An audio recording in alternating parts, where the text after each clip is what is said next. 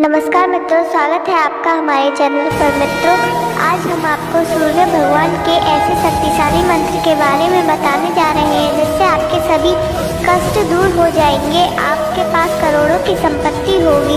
मित्रों, जैसा कि हम सभी जानते हैं, सूर्य देव भगवान को हमारे पृथ्वी का कर्ता धर्ता भी कहा गया है।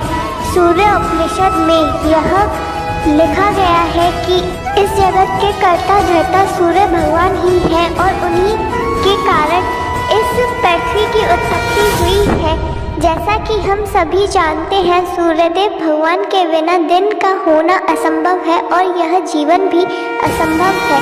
मित्रों, अगर आप सूर्यदेव भगवान की उपासना करना चाहते हैं तो अपनी पूजा पाठ में उनके मंत्रों को शामिल कर उन्हें प्रसन्न करना आपके लिए बहुत आसान हो जाएगा, जिससे आप अपने जीवन में सुखी जीवन पा सकते हैं और अपने सूर्य देव या इष्ट देव को प्रसन्न कर सकते हैं। मित्रों, आइए जानते हैं उस मंत्र के बारे में, लेकिन उससे पहले अगर आपको यह वीडियो पसंद आए तो इस वीडियो को दिल से एक लाइक अवश्य करें और ऐसी ही वीडियो देखने के लिए हमारे चैनल को सब्सक्राइब कर बेल आइकन अवश्य दबा दें। आइए मित्रों, मंत्र कुछ इस प्रकार है। ओम आदित्याय विद्महे दिवाकराय धीमहि तन्नो सूर्य प्रचोदयात्। ओम आदित्याय विद्महे दिवाकराय धीमहि तन्नो सूर्य प्रचोदयात्। ओम आदित्याय विद्महे दिवाकराय धीमहि तन्नो सूर्य प्रचोदयात्। ओम आदित्याय विद्महे दिवाकराय धीमहि तन्नो सूर्य प्रचोदयात्। ओम आदित्याय विद्महे दिवाकराय धीमहि तन्नो सूर्य प्रचोदयात्। ओम आदित्याय विद्महे दिवाकराय धीमहि तन्नो सूर्य प्रचोदयात्। ओम आदित्याय विद्महे दिवाकराय धीमहि तन्नो सूर्य प्रचोदयात्।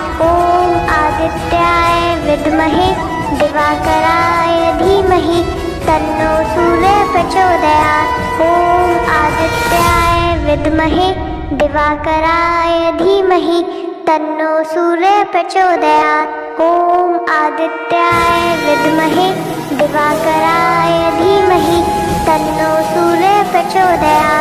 ओम आदित्याय विद्महे दिवाकराय धीमहि तन्नो सूर्य प्रचोदयात्। ओम आदित्याय विद्महे दिवाकराय धीमहि तन्नो सूर्य प्रचोदयात्। ओम आदित्याय विद्महे दिवाकराय धीमहि तन्नो सूर्य प्रचोदयात्। ओम आदित्याय विद्महे दिवाकराय धीमहि तन्नो सूर्य प्रचोदयात्। ओम आदित्याय विद्महे दिवाकराय धीमहि तन्नो सूर्य प्रचोदयात्। ओम आदित्याय विद्महे दिवाकराय धीमहि तन्नो सूर्य प्रचोदयात्। ओम आदित्याय विद्महे दिवाकराय धीमहि तन्नो सूर्य प्रचोदयात्।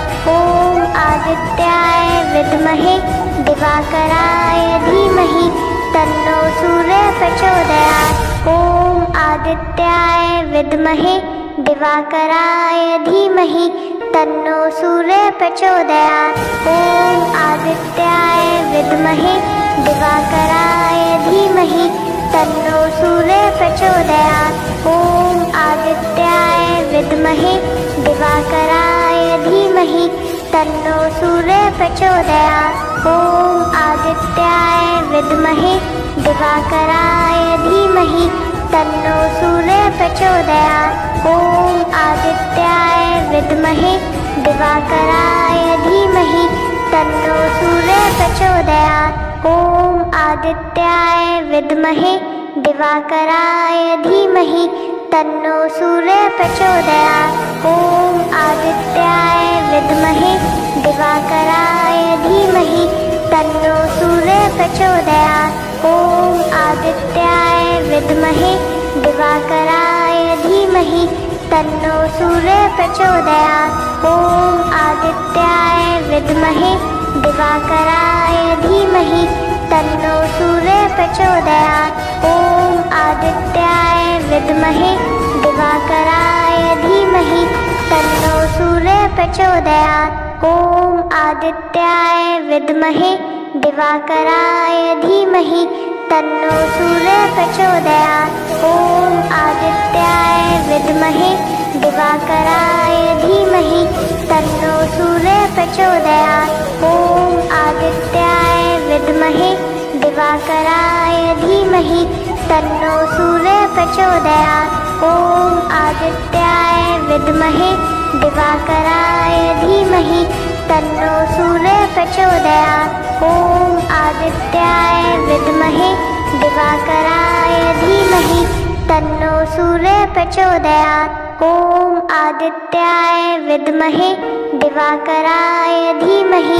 तन्नो सूर्य प्रचोदयात्। ॐ आदित्याय विद्महे दिवाकराय धीमहि तन्नो सूर्य प्रचोदयात्। ॐ आदित्याय विद्महे दिवाकराय धीमहि तन्नो सूर्य प्रचोदयात्। ॐ आदित्याय विद्महे दिवाकराय धीमहि तन्नो सूर्य प्रचोदयात्। ॐ आदित्याय विद्महे दिवाकराय धीमहि तन्नो सूर्य प्रचोदयात्। ॐ आदित्याय विद्महे दिवाकराय धीमहि तन्नो सूर्य प्रचोदयात्। ॐ आदित्याय विद्महे दिवाकराय धीमहि तन्नो सूर्य प्रचोदयात्। ॐ आदित्याय विद्महे दिवाकराय धीमहि तन्नो सूर्य प्रचोदयात्। ॐ आदित्याय विद्महे दिवाकराय धीमहि तन्नो सूर्य प्रचोदयात्। ॐ आदित्याय विद्महे दिवाकराय धीमहि तन्नो सूर्य प्रचोदयात्। ॐ आदित्याय विद्महे दिवाकराय धीमहि तन्नो सूर्य प्रचोदयात्। ॐ आदित्याय विद्महे दिवाकराय धीमहि तन्नो सूर्य प्रचोदयात्। ॐ आदित्याय विद्महे दिवाकराय धीमहि तन्नो सूर्य प्रचोदयात्। ॐ आदित्याय विद्महे दिवाकराय धीमहि तन्नो सूर्य प्रचोदयात्। ॐ आदित्याय विद्महे दिवाकराय धीमहि तन्नो सूर्य प्रचोदयात्। ॐ आदित्याय विद्महे दिवाकराय धीमहि तन्नो सूर्य प्रचोदयात्। ॐ आदित्याय विद्महे दिवाकराय धीमहि तन्नो सूर्य प्रचोदयात्। ॐ आदित्याय विद्महे दिवाकराय धीमहि तन्नो सूर्य प्रचोदयात्। ॐ आदित्याय विद्महे दिवाकराय धीमहि तन्नो सूर्य प्रचोदयात्। ॐ आदित्याय विद्महे दिवाकराय धीमहि तन्नो सूर्य प्रचोदयात्। ॐ आदित्याय विद्महे दिवाकराय धीमहि तन्नो सूर्य प्रचोदयात्। ॐ आदित्याय विद्महे दिवाकराय धीमहि तन्नो सूर्य प्रचोदयात्।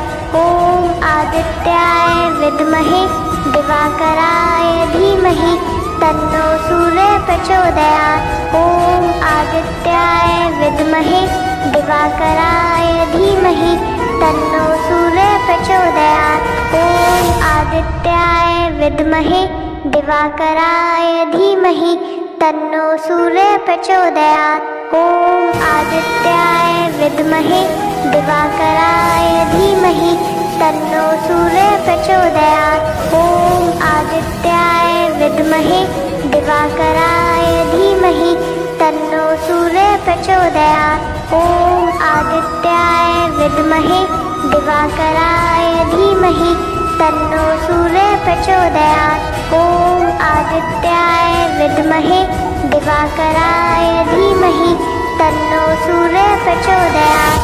ॐ आदित्याय विद्महे दिवाकराय धीमहि तन्नो सूर्यः प्रचोदयात्।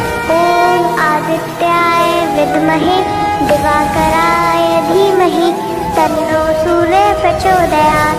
ॐ आदित्याय विद्महे दिवाकराय धीमहि तन्नो सूर्यः प्रचोदयात्। ॐ आदित्याय विद्महे दिवाकराय धीमहि तन्नो सूर्यः प्रचोदयात्। ॐ आदित्याय विद्महे दिवाकराय धीमहि तन्नो सूर्यः प्रचोदयात्। ॐ आदित्याय विद्महे दिवाकराय धीमहि तन्नो सूर्यः प्रचोदयात्। ॐ आदित्याय विद्महे दिवाकराय धीमहि तन्नो सूर्यः प्रचोदयात्। ॐ आदित्याय विद्महे दिवाकराय धीमहि तन्नो सूर्यः प्रचोदयात्। ॐ आदित्याय विद्महे दिवाकराय धीमहि तन्नो सूर्यः प्रचोदयात्। ॐ आदित्याय विद्महे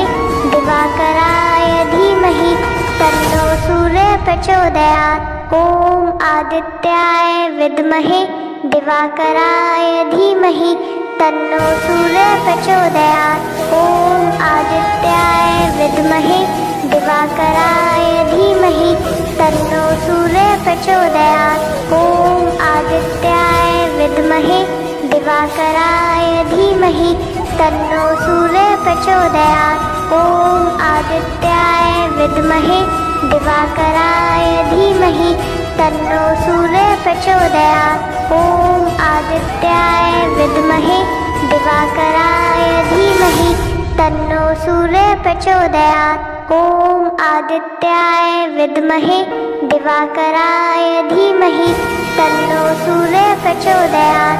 ॐ आदित्याय विद्महे दिवाकराय धीमहि तन्नो सूर्यः प्रचोदयात्। ॐ आदित्याय विद्महे दिवाकराय धीमहि तन्नो सूर्यः प्रचोदयात्। ॐ आदित्याय विद्महे दिवाकराय धीमहि तन्नो सूर्यः प्रचोदयात्। ॐ आदित्याय विद्महे दिवाकराय धीमहि तन्नो सूर्यः प्रचोदयात्। ॐ आदित्याय विद्महे दिवाकराय धीमहि तन्नो सूर्यः प्रचोदयात्। ॐ आदित्याय विद्महे दिवाकराय धीमहि तन्नो सूर्यः प्रचोदयात्। ॐ आदित्याय विद्महे दिवाकराय धीमहि तन्नो सूर्यः प्रचोदयात्। ॐ आदित्याय विद्महे दिवाकराय धीमहि तन्नो सूर्यः प्रचोदयात्। ॐ आदित्याय विद्महे दिवाकराय धीमहि तन्नो सूर्यः प्रचोदयात्। ॐ आदित्याय विद्महे दिवाकराय धीमहि तन्नो सूर्यः प्रचोदयात्। ॐ आदित्याय विद्महे दिवाकराय धीमहि तन्नो सूर्यः प्रचोदयात्। ॐ आदित्याय विद्महे दिवाकराय धीमहि तन्नो सूर्यः प्रचोदयात्। ॐ आदित्याय विद्महे दिवाकराय धीमहि तन्नो सूर्यः प्रचोदयात्। ॐ आदित्याय विद्महे दिवाकराय धीमहि तन्नो सूर्यः प्रचोदयात्। ॐ आदित्याय विद्महे दिवाकराय धीमहि तन्नो सूर्यः प्रचोदयात्। ॐ आदित्याय विद्महे दिवाकराय धीमहि तन्नो सूर्यः प्रचोदयात्। ॐ आदित्याय विद्महे दिवाकराय धीमहि तन्नो सूर्यः प्रचोदयात्। ॐ आदित्याय विद्महे दिवाकराय धीमहि तन्नो सूर्यः प्रचोदयात्। ॐ आदित्याय विद्महे दिवाकराय धीमहि तन्नो सूर्यः प्रचोदयात्। ॐ आदित्याय विद्महे दिवाकराय धीमहि तन्नो सूर्यः प्रचोदयात्। ॐ आदित्याय विद्महे दिवाकराय धीमहि तन्नो सूर्यः प्रचोदयात्। ॐ आदित्याय विद्महे दिवाकराय धीमहि तन्नो सूर्यः प्रचोदयात्। ॐ आदित्याय विद्महे दिवाकराय धीमहि तन्नो सूर्यः प्रचोदयात्।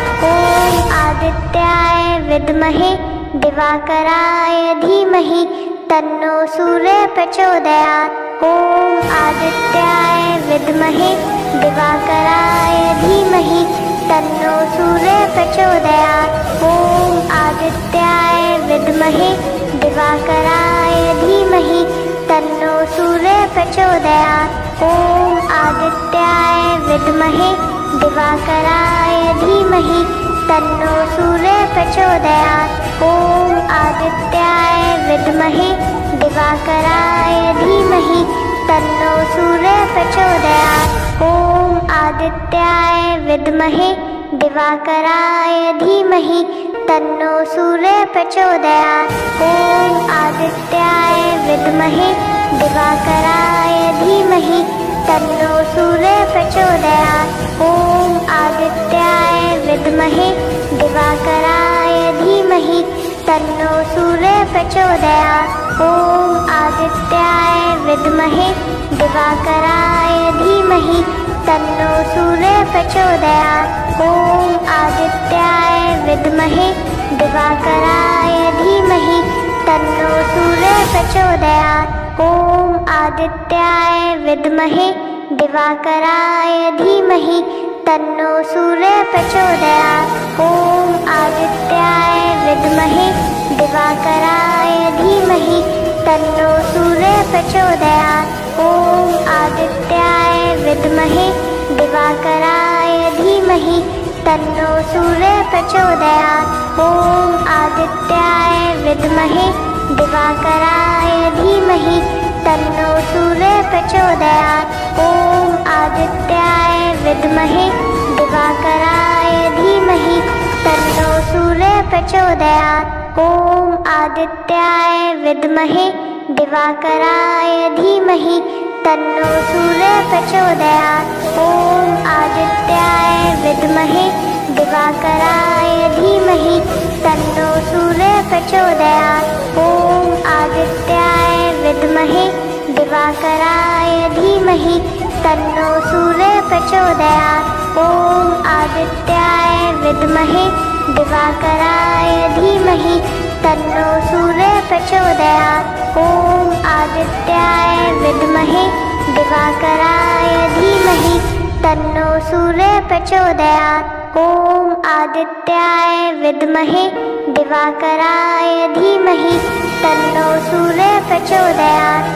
ॐ आदित्याय विद्महे दिवाकराय धीमहि तन्नो सूर्यः प्रचोदयात्। ॐ आदित्याय विद्महे दिवाकराय धीमहि तन्नो सूर्यः प्रचोदयात्। ॐ आदित्याय विद्महे दिवाकराय धीमहि तन्नो सूर्यः प्रचोदयात्। ॐ आदित्याय विद्महे दिवाकराय धीमहि तन्नो सूर्यः प्रचोदयात्। ॐ आदित्याय विद्महे दिवाकराय धीमहि तन्नो सूर्यः प्रचोदयात्।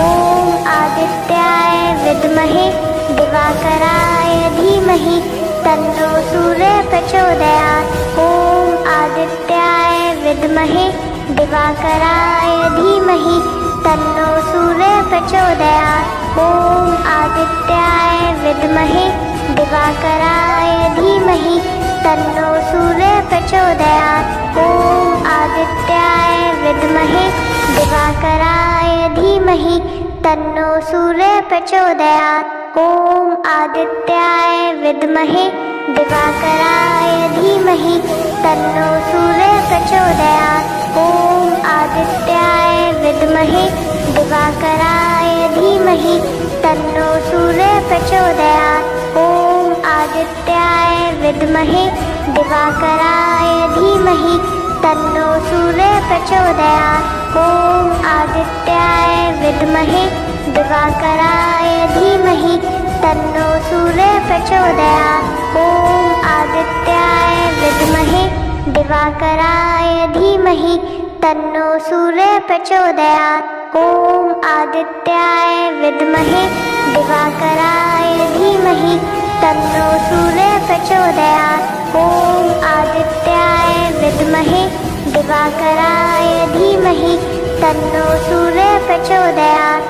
ॐ आदित्याय विद्महे दिवाकराय धीमहि तन्नो सूर्यः प्रचोदयात्। ॐ आदित्याय विद्महे दिवाकराय धीमहि तन्नो सूर्यः प्रचोदयात्। ॐ आदित्याय विद्महे दिवाकराय धीमहि तन्नो सूर्यः प्रचोदयात्। ॐ आदित्याय विद्महे दिवाकराय धीमहि तन्नो सूर्यः प्रचोदयात्। ॐ आदित्याय विद्महे दिवाकराय धीमहि तन्नो